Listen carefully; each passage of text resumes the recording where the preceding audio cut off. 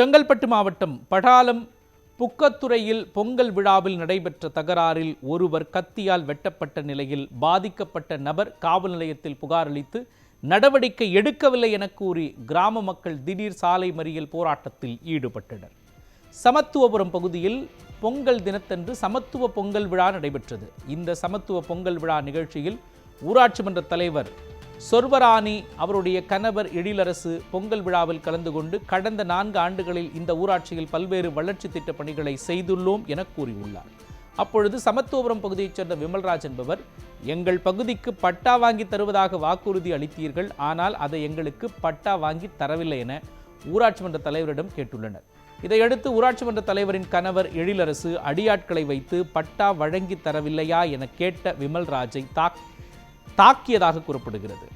இதில் பலத்த காயமடைந்த விமல்ராஜ் செங்கல்பட்டு அரசு மருத்துவமனையில் சிகிச்சை பெற்று வருகிறார். இதுகுறித்து படாலம் காவல் நிலையத்தில் புகார் அளித்து புகாரின் பேரில் எந்த ஒரு நடவடிக்கையும் எடுக்கவில்லை என கூறி சமத்துவபுரம் பகுதியில் உள்ள நுழைவு வாயிலில் 100க்கும் மேற்பட்ட பொதுமக்கள் அமர்ந்து தாக்குதல் நடத்தியவர்கள் மீது நடவடிக்கை எடுக்க வேண்டும் என்று வலியுறுத்தி தர்ணா போராட்டத்தில் ஈடுபட்டனர்.